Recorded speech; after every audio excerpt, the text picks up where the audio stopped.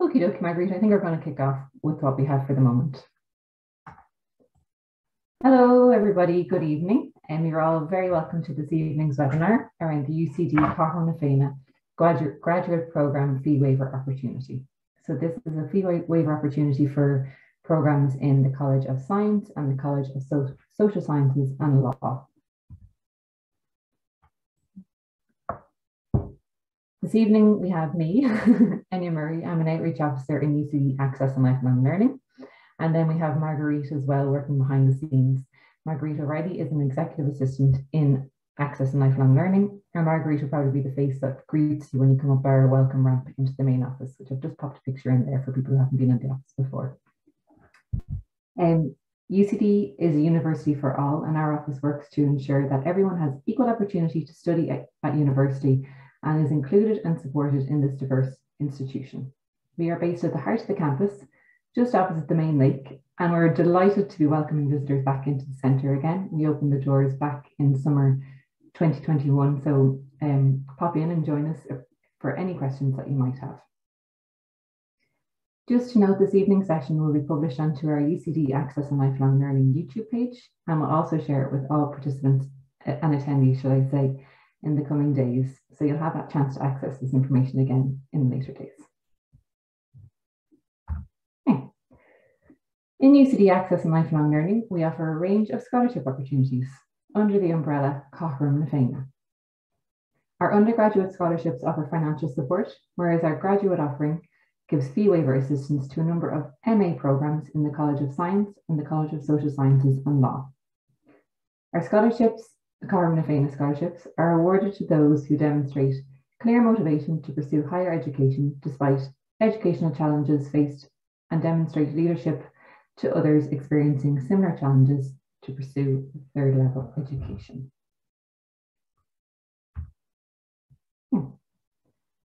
Our graduate fee waiver opportunity covers full fee support for taught postgraduate programs for access students with economic need.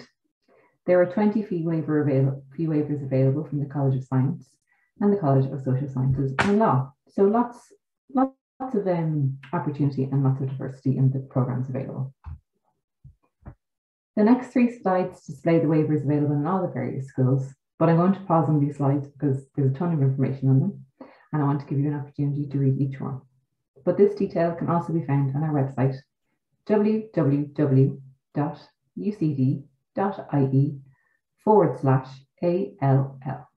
So in the College of Science, we have waivers in the School of Biomolecular and Biomedical Science, the School of Biology and Environmental Science, the School of Computer Science, the School of Chemistry, the School of Earth Sciences, the School of Maths and Statistics, and the School of Physics.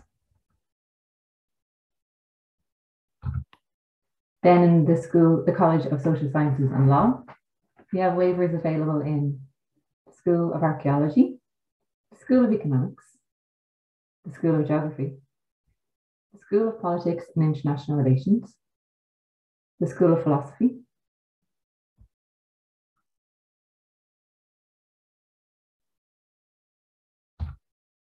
the School of Psychology, the School of Social Policy, Social Work and Social Justice, and then the School of Sociology. So hopefully one of the programs there are the ones that you're thinking of applying to or have made an application to. But before we go any further into the detail around this application, I wanted to highlight the condition that a student is only eligible to be in receipt of either the student grant administered by SUSI or a Cahal na Féine fee waiver. When this waiver scheme was first set up, there was very limited funding available to postgraduate students. Fortunately, now SUSI offers a range of wider support to these students. If you're unsure if you're eligible for SUSI funding, I recommend you go to the SUSI website this evening and complete their eligibility checker. This will then give you an idea if you're eligible for SUSI support. The fee waiver program doesn't include a maintenance element.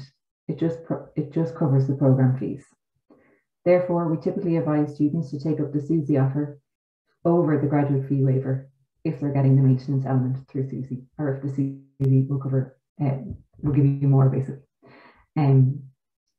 but it's very typical that an applicant will apply to both schemes and then withdraw from one depending on what level of support they get. And that's completely normal, and we will get that every summer. So don't be worried about making applications to both.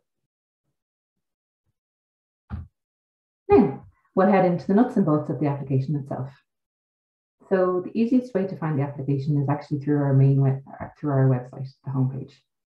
If you visit our homepage, www.ucd.ie/ALL, and click the main banner, so the image there of the students tossing their graduation hats in celebration, and it's the graduate scholarship applications open now. Once you click that image, it'll bring you to the scholarship application page. On the application page, we have links to the application itself, and then also our income declaration, which I'll speak about in a moment. And also it details the various criteria required for this application. So it's a handy point of reference if you're starting the application. So making an application. Applicants to this opportunity must meet a variety of eligibility criteria. They must come from a household that had an income of below 49,840 in 2021, and they must have already applied to the eligible courses within the UCD College of Science and the UCD College of Social Sciences and Law. Priority is given to those who have previously entered third level education via a recognised access route, and applicants who are progressing from a UCD undergraduate programme to a professional master programme. So that's just priority. It's not an eligibility criteria. There are 3 steps required to complete this application. Number 1, as previously mentioned, you must have already completed your course application. The course application and the scholarship application are assessed completely separately, completely independently of each other, but the course application must be completed before you make your application to this fee waiver opportunity. The next step then is to complete the online Cathair fee waiver application form. And then the third step is to upload any supporting documentation that's relevant. So to identify the supporting documentation, you must complete an income declaration form, which is available on our website. This declaration form will indicate the financial documents required for the submission. For example, a statement of liability in 2021, or a statement from the Department of Employment Affairs and Social Protection, 2021. I'll show you what the income declaration form looks like a bit later on in this presentation. Then, if applicable, a letter confirming you came through an access route. If you came in through the here and the there route, you can submit the outcome that you originally received from the CAO. So this might have been an email that came to your, that was sent to you originally when you got the here and there offer, or else it's a letter that comes from the access office that you're linked to. So for example, we would have students applying for scholarships across the country and requiring this letter. So it's a very standard request for an access office to receive. So don't hesitate to put in the request for this soon. Okay. On our website, once you find the link to the application form, you'll be brought to the portal, the Student Services portal. Once you enter this, you'll likely see a range of applications to complete. Please select Cathair graduate students. I know that seems like a pretty obvious prompt, but you'd be surprised the people who end up in their different application pots. So just make sure you're hitting that graduate students. Once you've opened this application, you can continue to access it through the My Application section of this website. To complete this application, you must answer a series of general questions and then complete a candidate statement. So the general questions include that you must confirm that you're from a low-income household of below 49,840. What's missing there is the detail that it was in 2021. Then you must choose the type of student that best describes you. This is your current status. So it would normally refer to your undergraduate status if you're currently having just completed your undergraduate program. My apologies. If this isn't, and then there's also the other option as well. So if you don't fall into the category provided on the drop-down menu, you can just detail the category that you think you identify as. And then which admission pathway did you enter? UCD, it's not typical to UCD, and that should be any undergraduate program initially. So then you can highlight your admissions pathway if it was applicable for your undergraduate program. If the option isn't listed on that menu, you can also specify the specific one you came through. And then we ask for your CAO or your UCD student number, so you can pop that in. And if you're already in receipt of another scholarship, please provide details of this here. So that question might be more applicable to if you're in the receipt of a scholarship in your undergraduate program. So we'll just ask for details of that. And then this one here, I am in receipt for the SUSI student grant. That's also with regards to your undergraduate status. So you'll complete that thinking of your undergraduate, any grants or maintenance that you receive from SUSI in that moment. If this isn't applicable to you, you can just select other SUSI. I think it's SUSI other is the option, and we'll know exactly what you mean if you select that. And then your candidate statement, which I'll speak about in the next few slides. Okay. So the supporting statement, it's an essay style statement of no more than 500 words. We recommend that you take plenty of time to consider this statement. 500 words is quite short, and then usually you want to kind of fill it in with all the bits of detail about yourself. So we always recommend that you write it out first of all, and then reread it and edit away. So we really want you to tell us about yourself and why you're applying for this fee waiver.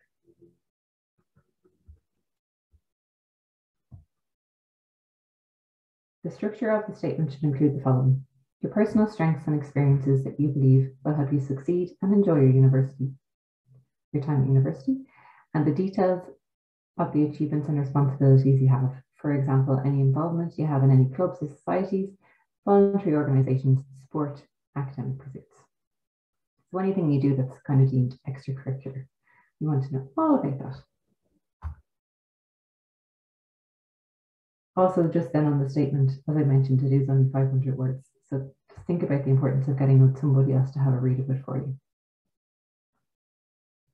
Now, I'm just going to take a quick drink.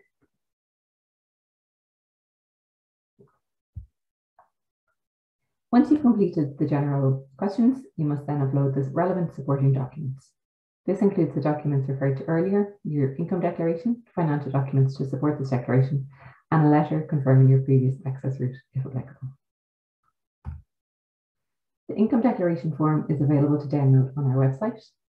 I'll also send it around with a copy of this recording later on, and probably towards the end of the week, I'll send around a copy of the income declaration so you have it to hand as well. But before you start to complete the income declaration, you must identify the category of student you are, and that will give you an idea of what documentation to submit also. So the options available are a student dependent on their parents or legal guardians, a mature student dependent on their parents or legal guardians, or an independent student. Students dependent on their parents or legal guardians fall into two categories. So this can be both a mature dependent over the age of 23 on January 1st, 2022, or a dependent student under the age of 23 on January 1st, 2022. If you find that you fall into this category, you must supply your parents or legal guardians information, as well as your own when filling out the application, and your own income, if applicable, and the income of your parents or legal guardians will be used to assess you for this grant fund.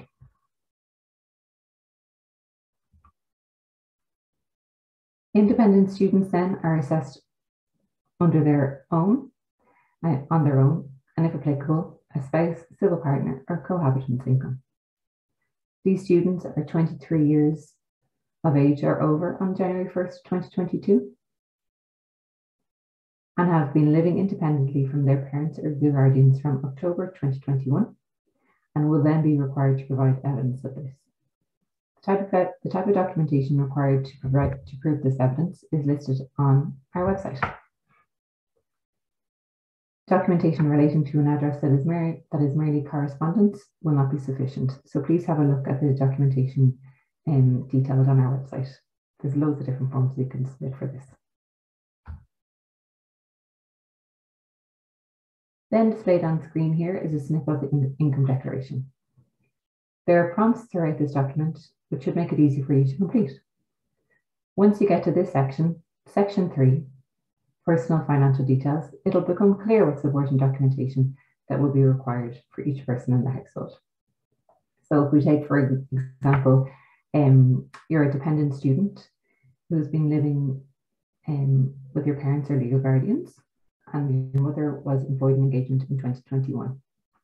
So in this instance, you probably submit a statement of liability, which is formerly known as a P21 for 2021, or if they're self-employed, a Chapter 4 notice of assessment for 2021. So this one is kind of a cross-check exercise where you fill in the boxes depending on the person applicable. And when you have that complete, the required documentation is if they're listed on the right-hand side. So that will prompt you to send that in. Once you've completed your income declaration and have compiled your supporting documents, you need to upload it back into this section of the online application. Incomplete applications or applications without any supporting documents cannot be assessed. So please make sure you have these sections filled out as well. So here are some tips around submitting your documentation. So to check that you're submitting the documentation for the correct year, you'd be surprised at the documentation that you get for incorrect years. So just be totally certain that you're downloading the correct one. This can be found usually on revenue as well if it's the statement of liability. Plan for this well in advance. It can take a long time to get the documentation, but the application here closes on the 30th of June, so you're giving yourself a full month to compile the documentation. And sometimes it might be a case that you have to request for a revenue profile to be set up, and that can take a few days to get the password in the post. So just think about starting to make a move for this documentation now. As I mentioned before, the incomplete applications will not be assessed. And if you have any doubts at all, get in touch with us as early as possible for clarification. We can be contacted, it's best really to contact us through email at all@ucd.ie. And then if you're having any difficulties securing the documentation and you need a bit of extra time, we just ask you submit a paper trail, which shows that you're making a reasonable and timely effort to get this documentation. So for instance, you started to send email requests to your Department of Social Welfare, your intro office. Just make sure you have a bit of a paper trail so we can see that it wasn't the last minute that you tried to submit it, that you can really do it in a reasonable time. I'll just find my place here again if you don't mind. And then with regards to the outcomes, so the closing date for this application is Thursday, the 30th of June. And then we assess the applications throughout July. The application outcome typically happens in August 2022, but really we are dependent on the schedule of the offers from the various schools and colleges. So once we have assessed the applications, we then work with the colleges and schools around the offers that they're making to make sure that we have the right candidates in place and the offers go out to the correct people. So in August 2022, we'll definitely be in touch with your application outcome. At that point, we might be letting you know that we might just have to hold on for a little while longer, or else we'll be letting you know straight away if you have the outcome, if you're eligible or ineligible, should I say. So that is the timeline. And then we will work with the UCD fees office to apply the fee waiver as well. So you won't have to worry about that when you come in September. That will all be managed behind the scenes.